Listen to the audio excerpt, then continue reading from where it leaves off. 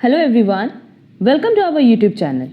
हमारा आज का session Delhi university entrance test 2022 से रिलेटेड है, जहां हम लोग बहुत इंपॉर्टेंट क्वेश्चंस डिस्कस करने वाले हैं रिलेटेड टू एंट्रेंस एग्जाम। ये दो सेशन जो हम अपलोड करेंगे, एक आज जो सेशन अपलोड कर रहे हैं, ये बेसिकली उस पैटर्न पे क्वेश्चन इंक्लूड करेगा जो कि एनटीए बेस्ड अब क्वेश्चंस बनते हैं। एंड नेक्स्ट क्लास भी हम आज ही अपलोड कर देंगे। उसमें आप देखना बहुत सारे ऐसे क्वेश्चंस हैं जो कि रिपीट होते हैं एग्जाम में, और उन क्वेश्चंस को हमने कंसिडर किया अपने सेशन में, तो वो सेशन भी आपके लिए बहुत इंपॉर्टेंट है। ये दोनों क्लासेस आप लोग बहुत अच्छे से कवर कर लेना। तो चलो फिर जल्दी से अपना आज का सेशन स्टार्ट करते हैं। हमारे पास सबसे पहला क्वेश्चन है, देखो मेरे पास सबसे पहला क्वेश्चन है मैच द फॉलोइंग, जहाँ हमारे पास स्पेसिफिक सेक्टर और रेगुलेटरी बॉडी दी है।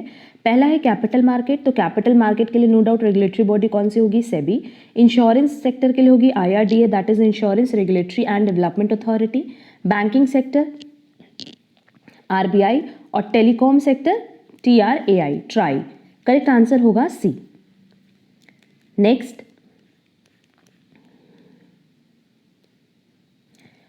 the share capital of a RRB is subscribed by central government, the state government and sponsoring bank in the ratio of, ये RRB है रीजनल रूरल बैंक की। Regional rural bank that is RRB का जो share capital है वो central government भी subscribe करता है, स्टेट गवर्नमेंट भी सब्सक्राइब करता है, स्पॉन्सरिंग बैंक भी सब्सक्राइब करते हैं। बट किस रेशियो में करते हैं? 50:15:35, मतलब सबसे ज़्यादा शेयर होता है सेंट्रल गवर्नमेंट के पास, फिर स्टेट गवर्नमेंट के पास 15% होता है और स्पॉन्सरिंग बैंक के पास 35% होता है। तो करेक्ट आंसर होगा B. Next, which of the following banks is established to support agricultural finance? No doubt agriculture की बात कर रहे हैं, तो SBI नहीं होगा, RBI नहीं होगा, नाबार्ड होगा। करेक्ट आंसर होगा C. Next, which of the following is not an asset of commercial banks? अब कमर्शियल बैंक के लिए बिल ऑफ एक्सचेंज है, कैश रिजर्व भी है, मनी लेंड टू कस्टमर भी है, बट डिमांड डिपॉजिट उनके लिए असेट नहीं है। तो करेक्ट आंसर होगा B. Next, which of the following is the asset function of money? अच्छा, मनी के सारे अच्छे से फंक्शंस देख लेना, primary, secondary and so on. Unit of account, medium of exchange, standard of deferred payment और store of value. Asset function की बात करें तो इसके लिए आंसर होगा store of value. Next, in order to increase money supply in the economy. अब अगर मनी सप्लाई बढ़ाना है तो नो डाउट आपको क्या करना होगा, मतलब रिजर्व बैंक को क्या करना होगा कि अपने जितने भी रेट है, जैसे बैंक रेट है, CRR है, अगर इन सब को वो डिक्रीज कर दे, तो डिक्रीज करने से क्या होगा कि बैंक के हाथ में ज़्यादा पैसा रहेगा और वो मार्केट में उसका फ्लो ज़्यादा करा पाएगा in the form of credit. तो ऑप्शन देख लेते हैं, bank rate and CRR should be increased, bank rate should increase, CRR should decrease, bank rate decrease, CRR increase, both bank rate and CRR should decrease. कि अगर दोनों ही घट जाएंगे तो बैंक के पास पैसे ज़्यादा होंगे क्रेडिट देने के लिए, उधार देने के लिए कस्टमर को, एंड उसकी हेल्प से वो मनी सप्लाई इंक्रीज कर सकते हैं। Next, which of the following functions are involve under marketing management functions? देखो, कलेक्शन ऑफ मार्केटिंग है, मार्केटिंग कोऑर्डिनेशन भी है, कंट्रोलिंग भी है, प्लानिंग भी है, इवैल्यूएशन भी है। ये सारे ही फंक्शंस पार्ट है मार्केटिंग मैनेजमेंट के। तो करेक्ट आंसर होगा D. Next, rising promotion cost and shrinking profit margin are the result of which of the following? क्या कह रहा है कि प्रमोशन कॉस्ट हमारी बढ़ गई एंड प्रॉफिट मार्जिन डिक्रीज हो गया। ग्लोबलाइजेशन, डीरेगुलेशन, हाइटेंड कंपटीशन और चेंजिंग टेक्नोलॉजी। जब आप कंपटीशन बढ़ाते हो ना, तो नो डाउट आपका प्रमोशन कॉस्ट, एडवर्टीजमेंट कॉस्ट बढ़ेगा, भले उसकी वजह से आपका प्रॉफिट श्रिंक हो जाए, घट जाए। तो करेक्ट आंसर होगा C. Next, marketing is a human activity directed at satisfying needs and wants through exchange processes. ये किसका स्टेटमेंट था? फिलिप कोटलर का। अगेन हमारे पास मैच द फॉलोइंग है, जिसमें देखो अगर हम प्रोडक्ट की बात करें तो प्रोडक्ट पे गारंटी वारंटी होता है। प्राइस, प्राइस बेसिकली किस लिए यूज होता है? For credit facility. Promotion, promotion आप कर सकते हो through personal selling, and place, factory, location. Correct answer होगा ए, ये सीक्वेंस में ही दिया था। Next, promotion mix is the particular combination of promotional tools used by a company to dash with its audience, help communicate purchasing decision plan. No doubt अगर promotion mix की बात करें तो ये अपने ऑडियंस से कम्युनिकेट करने में हेल्प करते हैं, तो करेक्ट आंसर होगा B. Next, match the following. ये अगेन हमारे पास टूल और थ्योरी दी है और उसका एप्लीकेशन दिया है।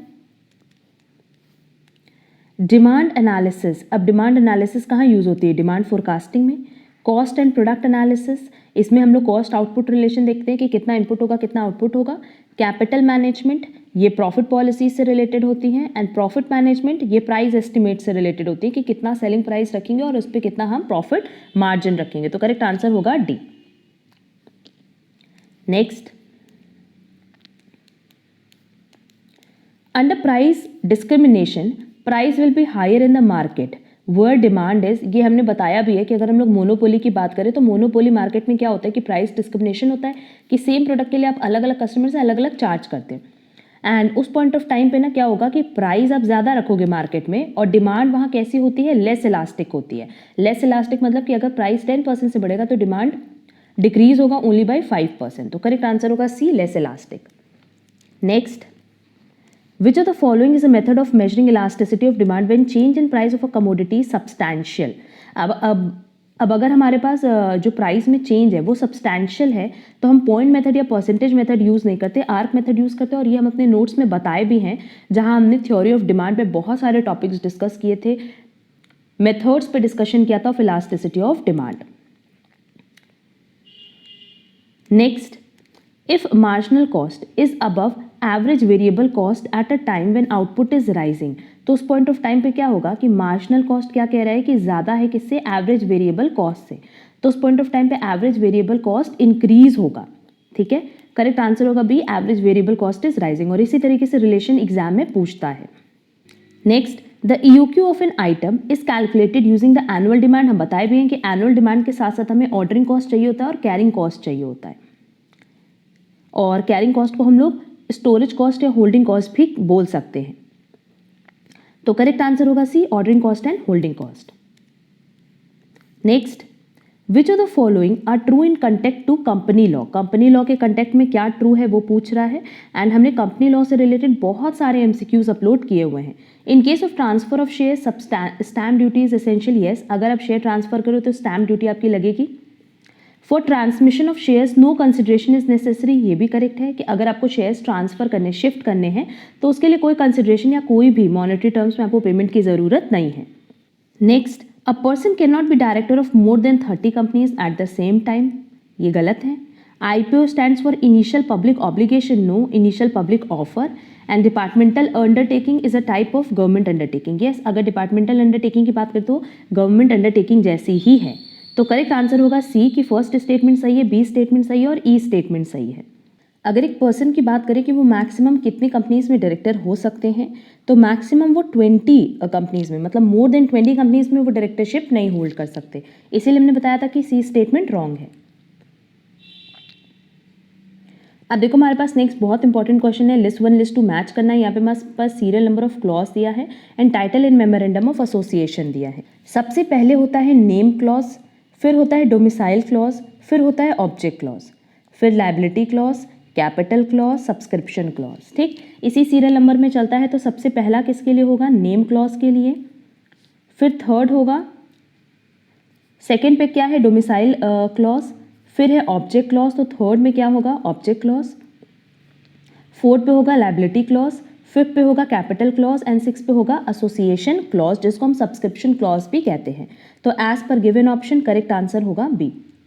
नेक्स्ट, स्टाफिंग इंक्लूड्स, स्टाफिंग में क्या आता है? ट्रेनिंग भी आएगा, अप्रेजल भी आएगा, प्लेसमेंट भी आएगा, बट डायरेक्टिंग नहीं आएगा। तो करेक्ट आंसर होगा A B C and as per given option correct answer होगा C. Next, an organization structure is effective if it enables individuals to contribute to the objectives of the enterprise। ये होता है ना कि आपको अपना, मतलब जो इंडिविजुअल है उनको अपना तो ऑब्जेक्टिव लेके चलना होगा, बट ओवरऑल जो ऑर्गेनाइजेशन का ऑब्जेक्टिव है वो उनको भी कंसिडर करके चलें। ऐसा कहाँ होता है? Principle of unity of objectives में। तो करेक्ट आंसर होगा सी। ये कुछ इंपॉर्टेंट MCQs थे एग्जाम पॉइंट ऑफ व्यू से। इसी तरीके से हम 2 क्लासेस और अपलोड करने वाले हैं और वो सारे क्वेश्चंस आप बहुत अच्छे से कंसिडर करना, क्योंकि अब हम जो इस नेक्स्ट क्लास अपलोड करेंगे उसमें मैथ्स के भी कुछ क्वेश्चंस होंगे एंड वो सारे क्वेश्चंस पास्ट ईयर में बहुत बार रिपीट हुए, तो उनको हमने एक जगह इंक्लूड करके उसका सेशन बनाया सो दैट वो आप लोग प्रॉपरली रिवाइज करके जा सको। सेम पैटर्न पे या सेम क्वेश्चंस देखना एग्जाम में ज़रूर आएगा। अगर किसी भी क्वेश्चन में कोई डाउट होगा तो कमेंट बॉक्स में कमेंट करके पूछ सकते हो। एंड अगर आपको हमारी आज की क्लास यूजफुल लगी तो वीडियो को लाइक कमेंट शेयर ज़रूर करना। अब हम लोग मिलेंगे हमारी नेक्स्ट क्लास में, जहां हम लोग कुछ और इंपॉर्टेंट MCQs पे डिस्कशन करेंगे। आज के लिए बस इतना। Thank you so much.